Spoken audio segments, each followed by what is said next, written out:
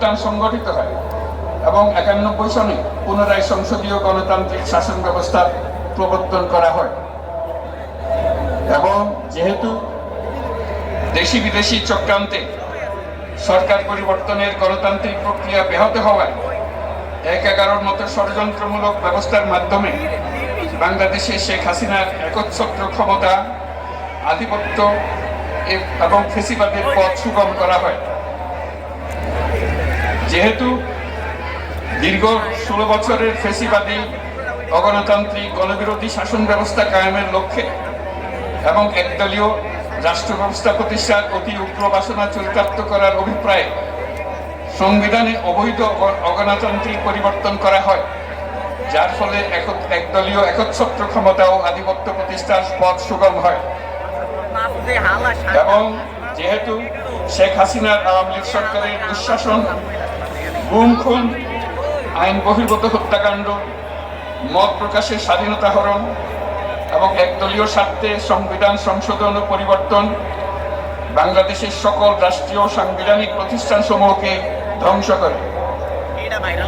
এবং যেহেতু হাসিনা সরকারের আমলে তারই নেতৃত্বে একটি চরম গণবিরোধী, একতান্ত্রিক ও মানবাধিকার হরণকারী শক্তি বাংলাদেশকে একটি ফ্যাসিবাদী, মাফিয়া এবং ব্যর্থ রাষ্ট্রের রূপ দিয়ে আন্তর্জাতিকভাবে বাংলাদেশের ভাবমূর্তি ক্ষুণ্ণ করে।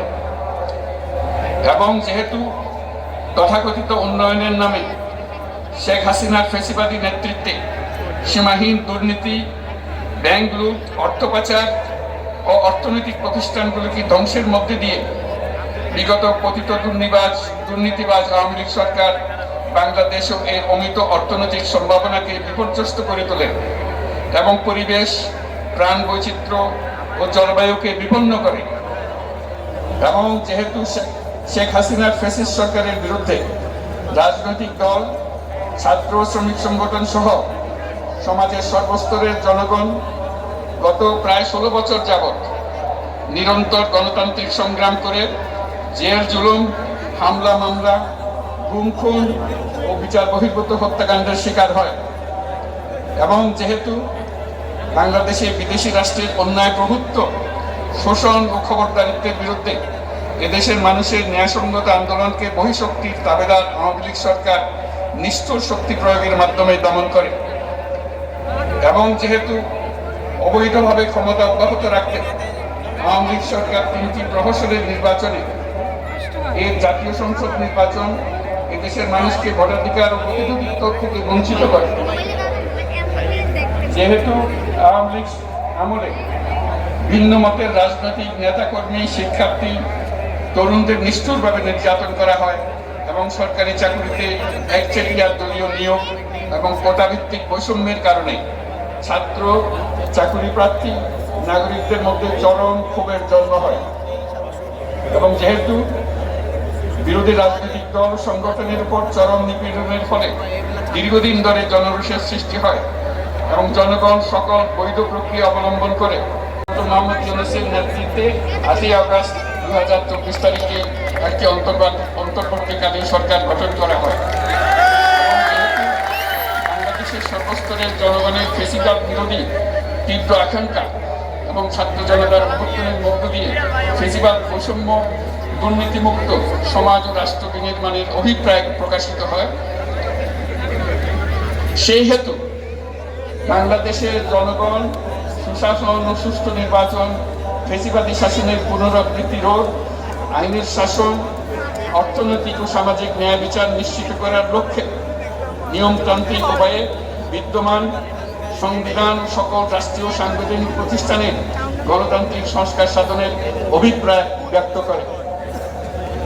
এবং সেহেতু বাংলাদেশের জনগণ বিগত 16 বছরের দীর্ঘ ফ্যাসিবাদ বিরোধী আন্দোলন সংগ্রামকালে এবং 2024 সালের জুলাই গণঅভ্যুত্থানকালীন সময়ে ফ্যাসিস্ট আওয়ামী লীগ সরকার কর্তৃক সংগঠিত গুম খুন, হত্যা, গণহত্যা, মানবাধিকার বিরোধী অপরাধ ও সকল ধরনের নির্যাতন, নিপীড়ন, রাষ্ট্রীয় সম্পত্তি লুণ্ঠনের অপরাধ সমূহের দ্রুত উপযুক্ত বিচারের দৃঢ় অভিপ্রায় ব্যক্ত করছে। সেহেতু বাংলাদেশের জনগণ জুলাই জনগণের সকল শহীদদের জাতীয় বীর হিসেবে ঘোষণা করে শহীদদের পরিবার, আহত যোদ্ধা এবং আন্দোলনকারী ছাত্রজনতাকে প্রয়োজনীয় সকল আইনি সুরক্ষা দেওয়ার অভিপ্রায় ব্যক্ত করেছে। এবং সেহেতু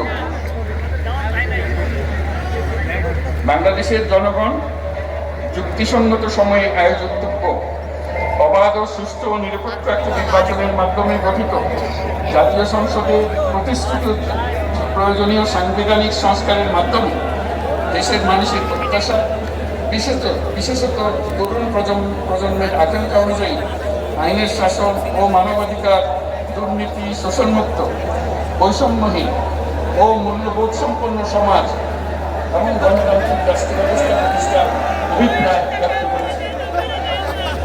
এবং সেহেতু বাংলাদেশের জনগণ এ প্রত্যাশা ব্যক্ত করছে যে একটি পরিবেশ ও জলবায়ু সহিষ্ণু, অন্তর্ভুক্তিমূলক, টেকসই উন্নয়ন কৌশলের মাধ্যমে বর্তমান ও ভবিষ্যৎ প্রজন্মের অধিকার সংরক্ষিত হবে। এবং সেহেতু বাংলাদেশের জনগণ এই অভিপ্রায় ব্যক্ত করছে যে ছাত্র গণঅভ্যুত্থানের 2024-এর উপযুক্ত রাষ্ট্রীয় সাংবিধানিক স্বীকৃতি প্রদান করা হবে এবং পরবর্তী নির্বাচনে নির্বাচিত সরকারের সংস্কারকৃত সংবিধানের তফসিলে এই ঘোষণাপত্র সন্নিবেশিত করা হবে। এবং 5ই আগস্ট 2024 সালে গণঅভ্যুত্থানের বিজয়ী বাংলাদেশের জনগণের আকাঙ্ক্ষার প্রতিফলন হিসেবে এই ঘোষণা প্রণয়ন করা হলো। জাতির সার্বিক মঙ্গল কামনা করে আমি জুলাই ঘোষণাপত্র আপনাদের সবার সামনে উত্থাপন করলাম। আমরা সকলের জন্য মঙ্গল কাজ করুন, জাতির জন্য মঙ্গল নিয়ে আসুক। সবাইকে ধন্যবাদ। আল্লাহ হাফিজ। সম্মানিত সুধীবৃন্দ, ঐতিহাসিক জুলাই ঘোষণাপত্র পাঠ শেষ হল। রাজনৈতিক নেতৃবৃন্দ সহ উপস্থিত সকলকে আন্তরিক ধন্যবাদ। মাননীয় প্রধান উপদেষ্টা অনুষ্ঠান ত্যাগ না করা পর্যন্ত সকল সম্মানিত অতিথিকে স্ব আসনে উপবিষ্ট থাকার জন্য সবিনয় অনুরোধ জানাচ্ছি। সুধীমণ্ডলী, এবারে আমরা পুনরায় ফিরে যাচ্ছি মানিক মিয়া ভিডিওতে আজকের দিনব্যাপী সাংস্কৃতিক অনুষ্ঠানমালা অনুসন্ধান আকর্ষণীয় ড্রোনের মাধ্যমে দেশের সকল নাগরিকের সুস্বাস্থ্য কামনা করছি। সবাইকে ধন্যবাদ। অসংখ্য ধন্যবাদ জানাচ্ছি।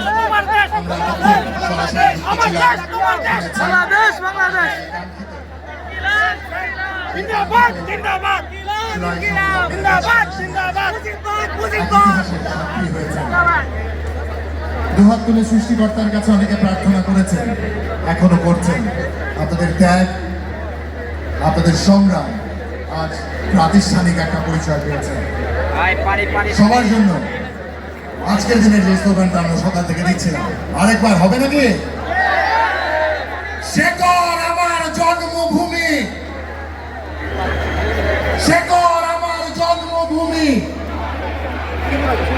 শেকর আমার জন্মভূমি, শেকর আমার জন্মভূমি। কেউ পারবে না কোনোদিন আমাদের বিজয় ঠেকাতে যদি ঠিক এভাবে ঐক্যবদ্ধ হয়ে কাঁধে কাঁধ মিলে আমরা যে কোনো অন্যায়, অত্যাচার, স্বৈরতন্ত্রের বিরুদ্ধে দাঁড়ান। A big salute to all of you যারা আজকে এই অসম্ভবকে সম্ভব করে তুলেছেন।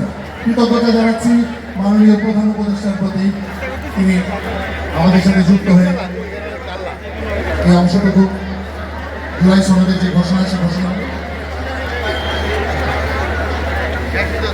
আমরা আমাদের পারফরমেন্সের অপেক্ষা করছি 10 সেকেন্ড সময়।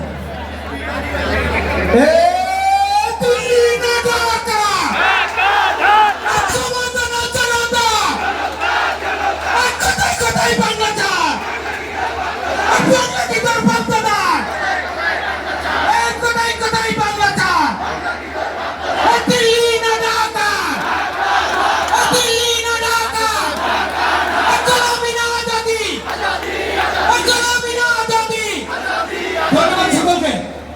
আপনারা প্রত্যেকে বাংলাদেশের তারুণ্য, big salute to all of you. একটু দায়িত্বশীল আচরণ করতে হবে আমাদের, একটু দায়িত্বশীলতার পরিচয় দিতে হবে। সামনে যারা দাঁড়িয়ে আছি এক স্টেপ পিছন দিকে যাই, সামনে আমরা যারা দাঁড়িয়ে আছি এক স্টেপ পিছনে যাই। প্রথম সারির যারা আছে আমার কথা শুনতে পাচ্ছি, একটু হাত তুলে দেখি। একটা কদম পিছনে যায়, একটা কদম পিছনে যায়।